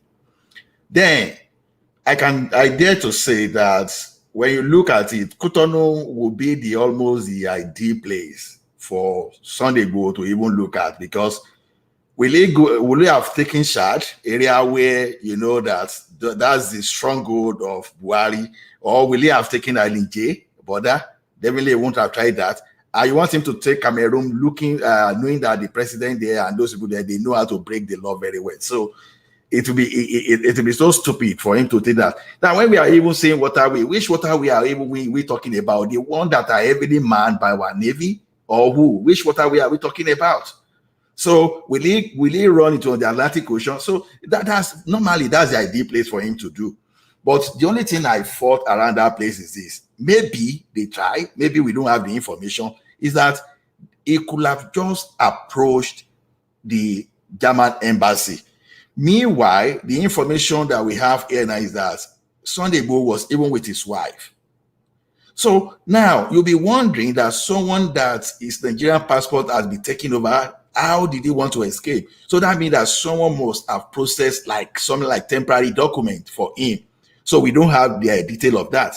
So that's what I will say around that place. So now the interesting thing about Republic of Benin is, on assumption, people believe that they respect law, the law of the country, they are law abiding in comparison to when you mention country like Cameroon, Chad, or Niger Republic.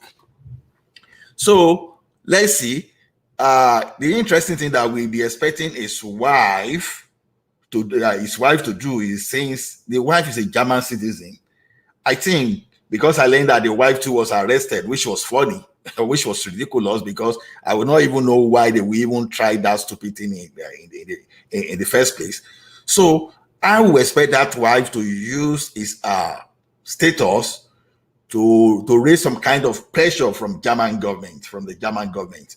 Because my fear here now is that because the case of Sunday Igboho being repatriated to Nigeria now can be 50-50 things. Why did I say so? Because all those French speaking countries too, they have some kind of relationship with France. And when we are talking of France here, is France, I think, is a country. I'm not sure. It's an assumption. I'm not saying you should take my word for that. I assume that France is a country that can be bribed, and that's just my this thing there. But if France will not be influenced, if maybe some of the agitators or some of our people that are influential. Do you know that Buhari was in France today, a couple of weeks ago, to sign a multi-million-dollar deal with the French government with Nigeria? And France also has just recently inaugurated their first Nigeria France business summit with some Fulani man at the head of it. Dangote on that list as well. Hold on, Dangote. We heard Dangote was there. Is on that. So they are forming a real business alliance with the Nigerian space. So I don't think France will be going against Nigeria anytime soon. Yeah, well, those are options. But on assumption, right? We can just assume because Nigerians too, like France need Nigeria, Nigeria need France because Nigeria are moving around everywhere to start borrowing money like beggars. So Nigeria is approaching France for money. So if France even say, okay, I want to go against you, Nigeria is still a beggar, right? They will still beg France for money. So let's just, so I can't trust, like I said, I can't trust France 100%. But so I'll be expecting Igboho's wife to use his German influence where possible, because Germany is a very strong country too that don't joke. They don't joke with their law. They don't joke. It don't matter who you are, whether you are the president of any country. They don't joke about their law. They don't joke about their citizens. So if you can carry the German company, okay. Do you have anything to say? I'm just saying, I just say based on assumption of what I understand. No, so to me, if Igboho's wife is white or black, no. As you say, German, no, they joke with their law. Now make me they laugh. Is it white or black? They joke. See, you know, by naturalization, or was she born there? You people, I don't know what's wrong with you guys, man. It doesn't. But I don't know if the wife is German or not. But yeah, carry on. It doesn't matter. Now, like all these European countries we talk about, we still think they are just Nigeria where this thing. See, Britain can break international law to get their interest, but they will never break their own law to support international interest. See, all those ones that maybe Nigeria can say, Nigeria cannot do anything to Britain. After all, they did was to Britain in the past when they nationalized all their assets. Do you think the United Kingdom really care about Nigeria? It is Nigeria that needs United Kingdom most. Let me just say this, this is what we are saying is that Nigeria is a business. Yeah. You're not really getting this. Nigeria is a business, it's not one way thing. That's what I want you to know. We are talking of a beggar country. All right, so it's like you are going too much. Sorry, if Nigeria is sorry, a business, Ovie, I'm going to shuffle you just for a moment. Just for everybody, I want to try and finish this thing off within the next 20-25 minutes or so. Okay. So as much as I know that the conversation can get involved, if you just let everybody run through and land their points, it's just really because I like to keep the afternoon sessions under 2 hours, even under 1 hour, and we're already well into that. So sorry, Ovie, I'll bring you back now. It's just really, so let's not get too locked into conversations. Otherwise, So despite my doubt for France, for what can be France involvement, I still expect Sunday go reasonably to get justice there, because all evidences, most evidences on ground support that there. So the Republic of Benin knows the stance of Nigeria about terror. When we are talking about terror index, they are aware of the same way Fulani are terrorizing Nigerians, Fulani are terrorizing them, and we have Nigerians that have been displaced there. So I'll be expecting some Nigerians that can mobilize, even to mobilize those people in that camp, internally the display refugee camp, just to mobilize to show evidences. So when you have all these evidences, if it is true that Republic of Benin will respect their law, so I expect strong evidences against Nigerian government. If you ask me, it's just my assumption. I don't expect Republic of Benin to surrender Sunday Igboho to Nigeria. Even though I know that Nigeria may want to threaten them economically by closing border the way they did the other time, all those stuff, they have everything. But when you take care of the France aspect and you take care of every other Do you thing, think just to interrupt you, Ola? Let me interrupt you actually for two reasons. Alexander super chats again to say that Igboho is a German citizen by naturalization, which is essentially what Nnamdi Kanu is as well. So are they then going to seek that German intervention route as the IPOB are seeking? So Professor Akitoye, of course, well able and on top of that. And I've forgotten what else I wanted to say to you. So just carry on, yeah. So what make Nnamdi Kanu case different now is that Nnamdi Kanu case was done in absolute secrecy, But this one now, immediately this one now happened now, everyone was triggered and people are now making moves. So we don't even know how many legal representatives this guy are. We don't know the kind of diplomatic button they are pressing. So we never know. So that's why I will give it 50-50. I won't give Nigeria, at least for the fact they are going to court. It's one thing. In case of Kenya, we don't have the evidence of where they go to court. So if they are going to court here, I don't expect the Republic of Benin to rig their law like we rig our law in Nigeria to favor foreign country. That's just me, because all these things. So that's why I always respect the country that follow law, that have processes. Unlike Kenya, they just kidnap and giving excuses. So I expect different this thing. So I'm not saying 100% that it can't be rendered, but I believe that this guy has that higher chance of even surviving the situation. All right, thank you. Thank you for the super chat, Alexander. And as I always say, the super chat, Alexander and what's the other chap? Plenty Water. They have not bought the copyrights to super chat, so they don't have exclusive rights. So it's free for everybody to use. So you just attempt to use it, and then you see that it is not exclusive to Alexander and Plenty Water. But thank you for the super chat. But the one thing that I wanted to add to what you were saying, Ola, is do you think with Burutai now being put in that place as an attaché, would they attempt to snatch Nnamdi Kanu in the manner that they snatched Sunday Igboho from Benin Republic, in the manner that they snatched Nnamdi Kanu? Are we expecting to just see him in Abuja? Are they going to try to snatch him? Yeah. If the thing has not been blown open, then maybe they will have done that. But now that it's open to the extent that lawyers are talking, that they are approaching the court, so it's going to be a different ball game. That's what I say. So if court is going to be involved, then it's not a matter of diplomatic this thing. You kidnap someone, if it is kidnap or whether the Nigeria, the Republic of Benin authority were the one that picked him up. So if it is court matter, so I would rather wait for that's the fine. outcome. Yeah, thank you. You've answered that. So not even the Fulanis are that dumb. So just very, very briefly on the Malami Goodluck Jonathan ticket. So just brief words on that. Yeah, anything can happen in Nigeria. I don't, because this government, I cannot underestimate what foolishness or the attempt smartness they may want to do. But the thing is this, will they be so stupid now to trust Jonathan to come back the second time? Because they trusted Obasanjo the other time, they thought Obasanjo would dance to their tune. Obasanjo finished Atiku till tomorrow. Atiku political career is statically destroyed. Then, if you try Jonathan to try that and put for Malami, it's not going to be what happened in 2015, though, especially when you've exposed this man to more international, international link-ups. That already a peace ambassador that you allow this guy to have more connections. Don't think that guy will be so stupid. If you allow him to get there now, it's going to be a different ball game. So to me, anything can happen. So I wish they can be so stupid to that extent.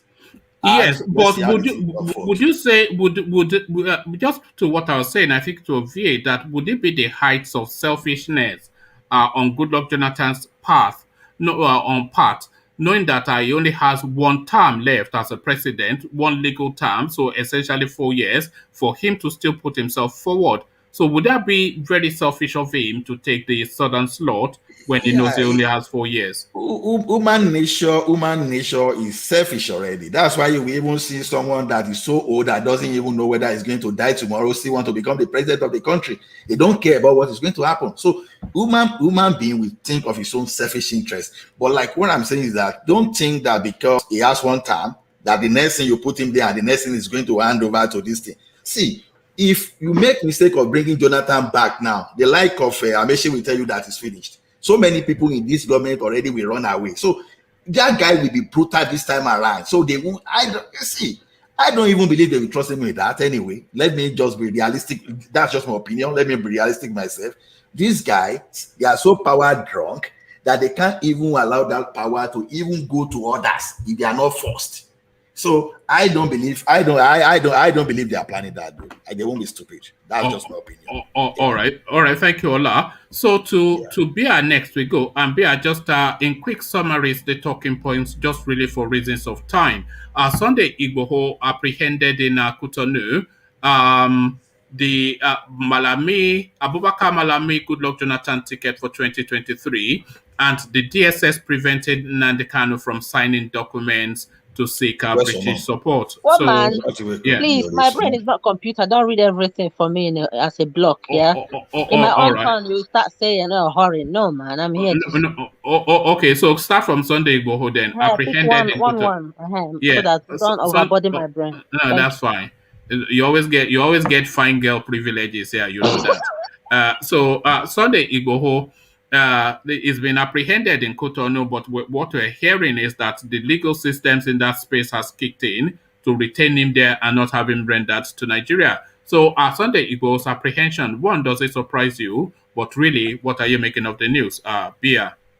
Well, regarding Igboho, I'm not surprised that they've this is actually happened to him. I believe that the Nigerian space, going to his house in the first instance to try to kill him, they've already broken the law. You know where I stand with Nigeria, their politics and everything, and that is why I come sometimes to render my own voice.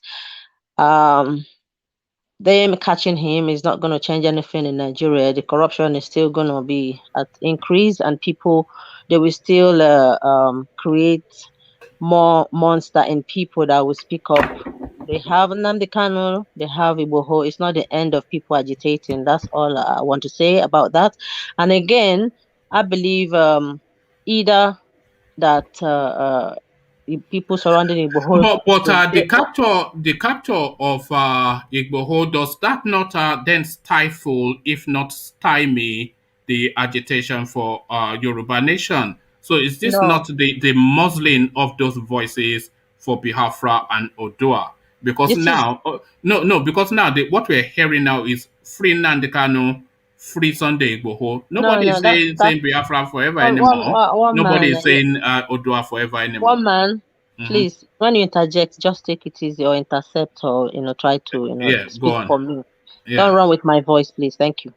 What is happening is that when you watch maybe I don't know what videos you're watching or people that you're watching about Nnamdi Kanu in their placard or whatever, placard or placket or whatever, you will see that what is written there clearly, two things are written: free Nnamdi Kanu, we want Biafra. Two things, yeah. So I'm not arguing anything with you regarding Biafra. About Igboho, I believe that the Cotonou people are going to sell him and they're going to bring him back to Nigeria because Africa is really a corrupt place. I don't believe that the Cotonou keep laws, regardless how they pretend. And I believe that what happened to Nnamdi Kanu, Britain is the big player in it, regardless what anyone says. They are dragging their feet. Something No, why would wrong you is say going to that? happen. Why would you say Britain was a big player in it?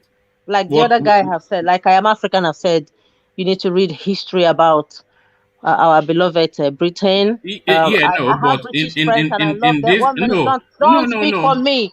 no, One man, stop. yeah, speak I'm for trying to yourself, but create a speak to the picture. facts. No, no, Huh? no, no, no, no, no, no. Don't speak for me, my dear. Let me Oh, finish. all You right. don't even know where I'm going. I know where you're Don't shut me going. down. You I don't know where you're know. going. You are going on an What was I going to say? Alice in Wonderland There we merry-go-round. go. Yeah? I go mumu. Here we go. You're going in on a merry-go-round. You are Here saying we go, Begiri. no, hold on. You said you strongly believe that I there's a believe British so. Yes, involvement. So they are land involved. it. Don't go to 1802, but go to what's the I'm not going to situation now. 1802. I'm not going to Right. 1802. I'm All going right. by history. And they said, in my culture, like in an adage that when a snake doesn't give birth to I don't think there's an Igbo a person tiger. here that's not giving us a. So whatever, Huh? woman. I don't give a shit about what you think about Igbo. In my village, they say, oh yeah, in your village, what do they say? Eh? Oh man, Oh yeah, now in your village, what do they say? you're crazy, man. Let me finish what I was saying. Oh yeah, go on. Okay, so my point is that there is no way Britain will say they didn't know what happened to Nnamdi. And I don't believe they're going to do anything to help him, regardless whatever form, whether form is signed or not. They are not going to help him because they have big interest in Nigeria. And I don't believe that Nnamdi was just kidnapped from Kenya just like that without the people that held him, informing the country whose passport he was holding regarding that they are holding him before they were maybe advised to send him back to What are they you are involved. predicating these beliefs upon? I believe Is this just linking together a story to fit a no, it's narrative? not a story. One man, please use your What tongue are to you? count your teeth. Use your tongue to. It's not possible that Britain is not involved in this. Nigeria Yes, is you said one of that, the but why? players. They are involved. They are involved. One way or another, they are involved. One Why? way or another, they are involved You because see, this is they storytelling, isn't it? it's not storytelling, one man. It's not storytelling. They are involved because otherwise you can't tell me because he's naturalized. He's not born here. There's nothing more they can do. They have to, put their say out their stand in this. They are dragging their feet. They are dragging their feet. They have a hand in this. What do you expect? They should send HMS Invincible Anyways, to the shores of anyways, Nigeria to start throwing this bombs? is not this is not about Nnamdi Kanu now. I was talking about Igboho before you Yeah, start bringing your Igbo drama, whatever. me. So you and Igbo, I don't know. In your next life, we don't even want you to be Igbo. I don't know Uh, this one. Your every time no, Igbo are not talking no. on. Huh? You see, eh? So Igboho will be sold out. And I believe that someone sold him out about his location. He is going back to Nigeria, but unfortunately, today is one of the saddest days for freedom fighters in Nigeria, me inclusive. I'm really, really not happy that he has gone through hell just for his own people, and now the Fulanis are going to do Did pepper he soup go? with all of you Did in he go Nigeria. through hell for his own people, or was he just an attention seeker It's not an attention who seeker. is getting his comeuppance? Because it's No. essential. Because a lot of people are of the thought, and That's what myself you. not too That's what. far from that thought, Yeah, that you're Sunday entitled Igboho to is your just an thoughts. You're attention entitled to seeker. your thoughts, one man. You're entitled to your thoughts. But what it is that for me, I look at how he started this whole journey, and I believe that the way his people have been treated is very unfair. And if no one is speaking, you can call him whatever you like, an illiterate or whatsoever, but this illiterate is making a point. He's standing tall for his people. So he is a hero in my eyes. I don't care what anyone says.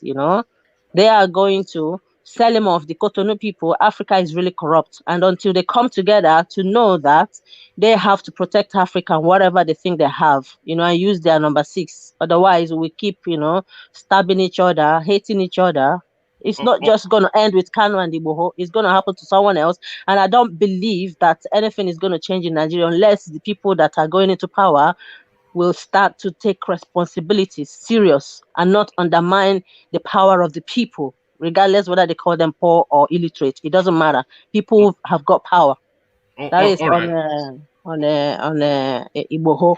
And about Malami and Good luck, Jonathan. good luck. I don't even want the election. So you can say the fools. I don't really give a damn. So Yeah, I but don't it's believe in going to that. happen It's gonna irrespective. happen, of course, it's gonna Yeah. happen. So then, what are your thoughts then? Because you have a situation already. So, and it's going to vest upon you. It's going to affect you whether you like it or not. Even if you don't live in this space, I'm sure you've got family in this space. And if it affects them, it affects you. So then, of course, you should have thoughts in that direction. So to that mix, good luck, Jonathan and I Abubakar. don't Yeah. think Jonathan should just go and sit down in one corner and not come back to become president, because the rules we make in Nigeria regarding who's going to rule us 20 times, to me, I don't think is the story of the day. He lost the second election. He doesn't have to rule the whole 8 years. He's been the president. During his time, what should be talking about is that what are the changes he made. Those are going to be his results. What did he do for Nigeria when he saw those rules that were going to make the poor man and the poor people or children to go to school? Did he do anything about some laws that would enhance Nigeria? Him coming back, to me, I don't believe it's going to be better. It's not going to be better. He's Oh, lost that chance to make Nigeria a better place. all So right. as Malami is not going to be a good president, and I don't think he's going to be the one to rule Nigeria. All I right, don't thank you, think so. Thank you, Bia. So I'm going to round off now. So just really for reasons of time, just a literal 1 minute each, just for closing remarks. So we go Ola, we go Ajanle Koko, we go Ofie, and then Bia can round it off. So just literally One one man, minute. permit me to go. I just came briefly. Oh, Yeah. all right. Thank you, Bia. Hope to see you again soon. Thank you, Bia. So then we do it in still that sequence. Ola, just a literal 1 minute. Ajanle Koko, and then Ofie can round it off. Yeah, my assumption based on what is happening now is that I don't think Nigeria has a good standing in the international community, a country that has refused to tag the fourth largest terrorist group that has been terrorizing sub-Saharan Africa. So, based on the global human rights violation index, so they don't have a very good standing. Other than what happened, drama that happened in Kenya, I will put the situation of Sunday Igboho on 50-50. If it's not sold, and truly, according to what people are saying, Republic of Benin believes in the rule of law, I expect Sunday Igboho to get justice. So all hope is not lost. And I think everything as we speak now is against the Nigerian government instead of Sunday Igboho. So that's just all I want to say for now. So everybody should just come. And I believe that we are going to rejoice after all. All right. Thank you, Ola. Well put. Hope to see you in the later session if you have the time to spare. Ajanle Koko, to you, your words. I hope that Republic of Benin we portray their nation as a nation that stands for justice and protection of human rights by not extraditing this guy to Nigeria. And I hope that the attorney that they have had over there will go do his best to contact German embassy to fight for Igboho's refugee status and the process for him to go to Germany. That will really give us a kind of, hope that in Africa there is a nation called Republic of Benin. It's a nation that respects human rights and a nation that can protect citizens that been oppressed by Nigerian nation. They have done it in the past, just like Kola said earlier, that is the transit point of Nigeria being prosecuted to go out to Britain or Western nation. During Abacha, it happened.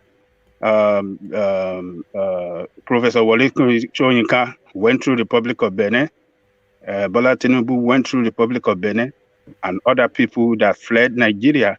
Then, during the military rule of, they went through the Republic of Benin. The Republic of Benin have done it before, has always been there to help people that have been oppressed in Nigeria to escape through their land. And I hope they will do the same for Igboho to guarantee oppressed people in Nigeria, particularly Yoruba people that they have a strong connection with, that we are saving their nation anytime that we feel that we are being persecuted in Nigeria. Right. See you guys later in the evening. Thank you. All right. Thank you, Ajale Koko. Always a delight to hear from Ajale Koko, and we delight even more in the company of Ovie. So, Ovie, the superstar of the platform, to you, Ovie. It baffles me when I hear people mention Britain, American, France, and other international community, coming for our aid. What I don't understand that people are being massacred, killed in their hundreds every day in the north, in pretty much every nook and cranny of Nigeria. This whole country where they call for Nnamdi Kanu and Igboho, where are they? They don't know what is happening. And you think the Nnamdi Kanu and Igboho are so special that they will not stick their neck outside for them, undermining the sweet relationship they are having with this government right now. Because as I said, we might not like the country as we have it right now. Everybody is angry with how this is going on. But guess what? The international community seems to be fine with the regime.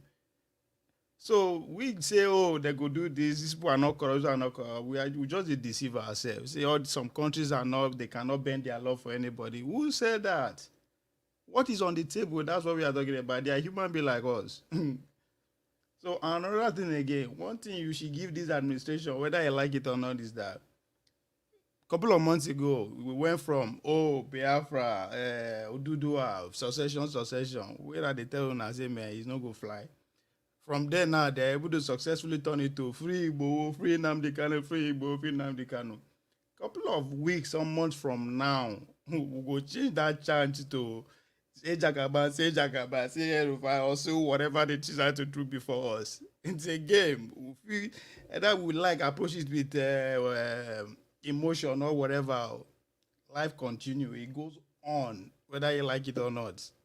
So that's why you should be seeing that from. Forget the international community. They have their own crap to deal with. No, they don't care about you. They care about the people who are ruling. Their relationship between them, one-on-one, outside diplomacy or business, is what is more important to them than, say, one Igbo, Nnamdi Kanu or Igbo, who are just ordinary citizens, either to British or Nigeria. Just ordinary citizens. They are not diplomats. They are not elected officials. They are nobody as far as I'm concerned. And you see, any politician where they speak for them outside that country, now for selfish interest, not going to do anything because they also have their own counterpart to deal with. How would they stand to say, they are using our INA tax money to gaveland other nations while our own people they suffer? Those are the things they look at. Forget diplomacy and all those crap. Don't have paper for us to read about. All right. Thank you, Ovie. A lot I would have taken you up on, but time, of course, the pressure. So thank you, Ovie. Ovie, stay by your phone. I'm going to phone you just right now. So that was Ovie, and that has been the session. Just all this palaver is enough to make you take to drink. So to drink, we take with the care guys just to drink away the sorrows. The care guys, pass me the calabash and pass me the palm wine and let me take myself to a different space. All this Nigerian wahala is too much for me. So till later, I'll say peace here and go away with the care guys. Only water, where they see ma.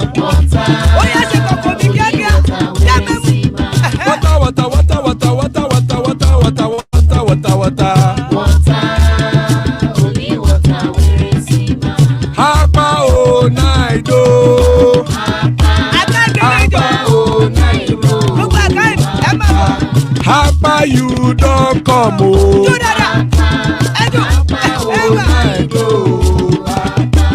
Hapa oh night oh.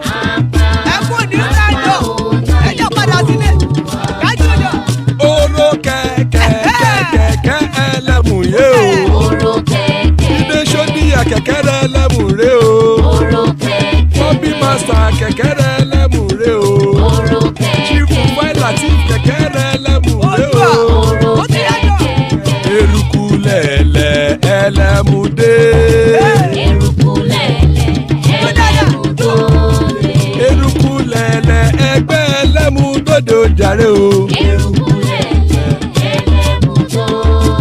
Eruku lẹ̀lẹ̀ Ghana ti dé ẹgbẹ́ bọ́dì o. Ọmọ ẹlẹ́yẹ ẹ̀yẹ o ó dilé o. Odúyẹ̀lá ẹ̀yẹ o ó dilé o. Petrosonama ẹ̀yẹ o ó dilé o. Petrosodúnkẹ́ ẹ̀yẹ rẹ̀ ó dilé o. Ẹlẹ́kọ̀ ọ̀run mú ìní o.